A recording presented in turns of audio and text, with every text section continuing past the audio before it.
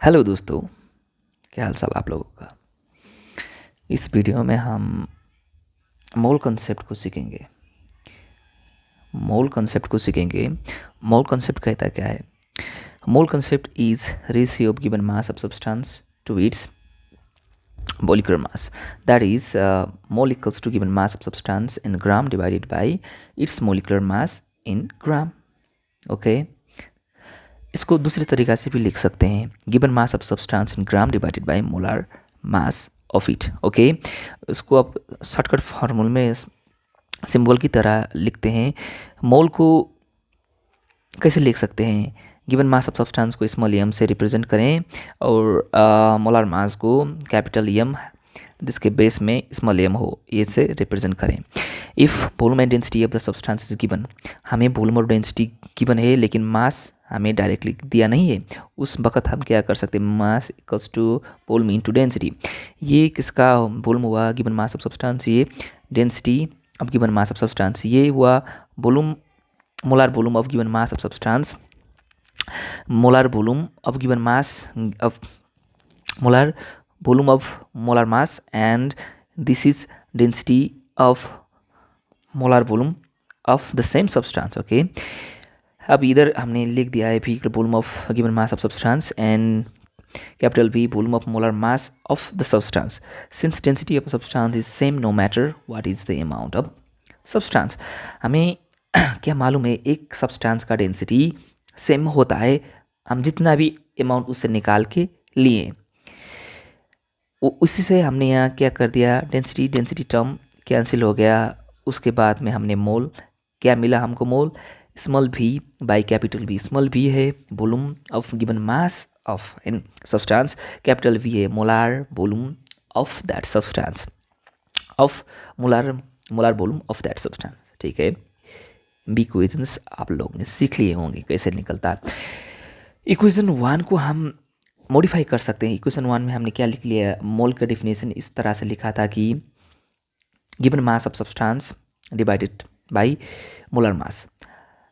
Given mass of substance में कितने particle होंगे वो हमको मालूम नहीं है, वो हमने मान लिया small n times mass of one particle करने से गिवन मास ऑफ सब्सटेंस का मास आएगा।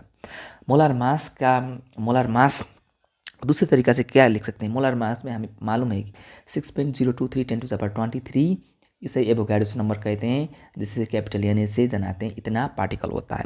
चलो, उतना particle times mass of a particle करेंगे तो given molar mass of that substance निकल आएगा। देखो, नीचे ऊपर का सब्सटेंस एक ही है, उसमें होने वाला मोलिक्यूल का मास भी एक ही है, इसीलिए हमने ये और ये भी काट दिए।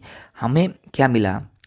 मोल small N by capital N A का रेशियो मिला, जहाँ small N number of particle in M mass of substance, और N A 6.023 particles in molar mass of the substance. यहाँ तक बात समझ में आई होगी, ज़्यादा इसमें कोई डिफ़िकल्टीज नहीं है। Some simple but helpful points to be remembered.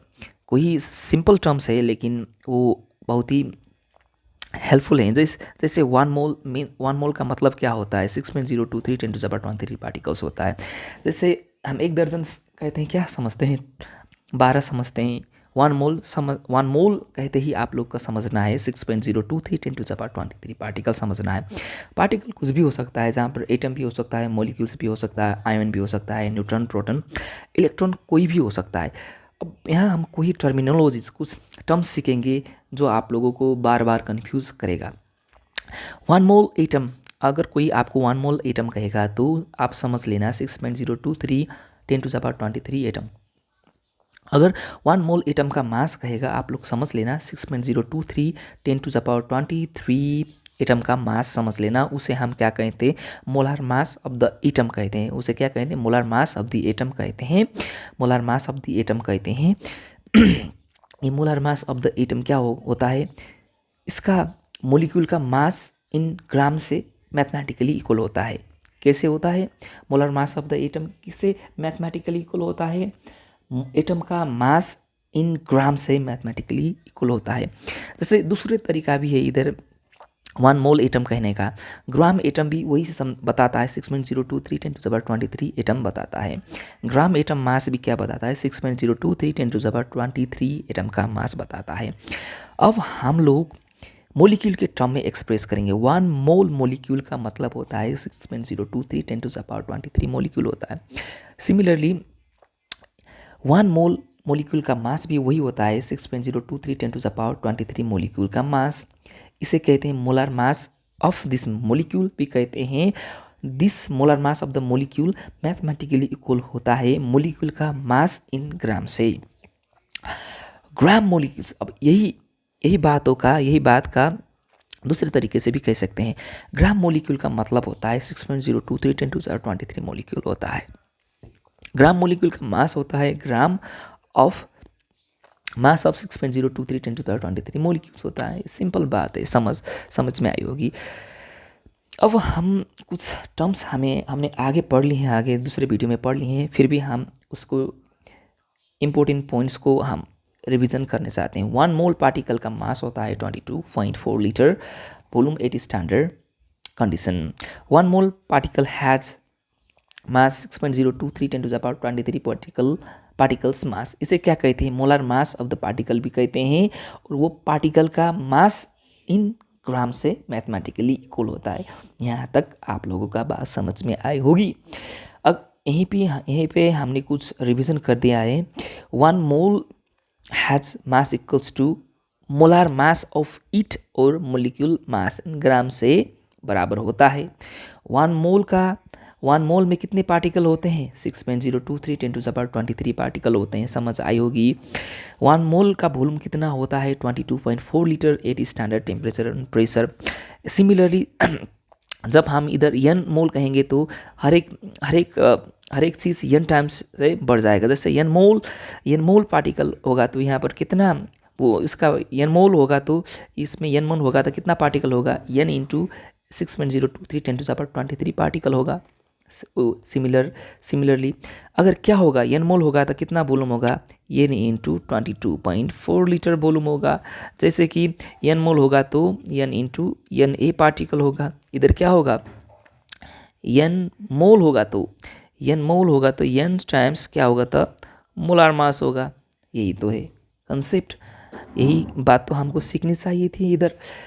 अब हम इधर कुछ कन्वर्जन करने सीखते हैं। जैसे कि से मास वॉल्यूम पार्टिकल की इनकी बीच में कोई एक सा हम रिलेशंस कैसे इस्टेब्लिश करें ये सीखेंगे। जैसे हमारा पास क्या है, एक सब्सटेंस का मास दिया हुआ m है, इसे पार्टिकल में कैसे कन्वर्ट करें। पहला स्टेप ये होगा हमारा नंबर ऑफ मोल्स में कन्वर्ट करना। स्मॉल m को नंबर ऑफ मोल्स में इसका मोलिकुलर मास से डिवाइड करेंगे तो नंबर ऑफ मोल्स कन्वर्ट होगा। नंबर ऑफ मोल्स में कन्वर्ट, ये स्मॉल मास में इतना नंबर ऑफ मोल्स है अलग। लेकिन हमें क्या मालूम है एक मोल्स में Na पार्टिकल्स होते हैं तो इतने मोल्स में ये टाइम्स Na तो पार्टिकल होंगे, इसमें कोई डाउट नहीं। ठीक, हमारा पास क्या है पार्टिकल Na का वॉल्यूम कितना है ये निकालना है, पार्टिकल Na का वॉल्यूम निकालना है। फर्स्ट स्टेप होता है हमारा पार्टिकल को नंबर ऑफ मोल्स में कन्वर्ट करना। इतना नंबर ऑफ मोल्स इस पार्टिकल में है, लेकिन हमें क्या मालूम है एक मोल का वॉल्यूम 22.4 लीटर होता है। इतना का वॉल्यूम क्या ये मोल्स टाइम्स 22.4 लीटर होगा। यही बात है इधर भी। जैसे हमारा क्या है ये वॉल्यूम है हमारा, ये वॉल्यूम भी में कितना मास होगा वो कैलकुलेट करने से पहले हमें क्या करना चाहिए, बी का नंबर ऑफ मोल्स में कन्वर्ट करना चाहिए। बी को कैपिटल बी से डिवाइड करेंगे, नंबर ऑफ मोल्स होता है, एक मोल का मास होता है कैपिटल एम, ये मोलर मास है, और molecular mass in gram mathematically equal होता है। ये आ गया, ठीक है। यहाँ तक आप लोग को क्लियर हुआ हो तो इसको फिर रिवर्स करके देखते हैं। चलो आओ हम क्या सीखते हैं। ये एन पार्टिकल है ना हमारे पास, ये एन पार्टिकल का मास कितना हो वो ये कन्वर्जन करने सीखेंगे। ये कन्वर्जन कैसे करेंगे, फर्स्ट स्टेप एन पार्टिकल को नंबर ऑफ मोल में कन्वर्ट कर दीजिए। ये नंबर ऑफ एन पार्टिकल में इतना नंबर ऑफ मोल्स होता है, एक मोल का मास कैपिटल एम होता है, इतना मोल का मास कितना होगा, इतना मोल का, इसे मल्टीप्लाई कीजिए जनाब। यही आ गया। स्मॉल यम, कोई सब्सटेंस का मास यम हो, इसमें कितना वॉल्यूम होता है ये कन्वर्ट करना पड़ेगा हमें। फर्स्ट स्टेप होता है इसमें कितना नंबर ऑफ मोल्स होता है ये निकालने के लिए इससे करें। एक मोल्स में 22.4 लीटर होता है, इतने मोल्स में होंगे 22.4 लीटर होंगे। ठीक है, ये बी वॉल्यूम का एक गैस है, उसका वॉल्यूम में कितना पार्टिकल है ये फाइंड आउट करने के लिए फर्स्ट स्टेप होता है बी को नंबर, ये बी वॉल्यूम में कितना नंबर ऑफ मोल्स है in terms of volume calculate किए, इतना है। हमें क्या मालूम है, एक मोल में एन ए पार्टिकल हैं तो इतना मोल में ये टाइम्स ये तो होंगे। हमें बात समझ में आई होगी ज़रूर।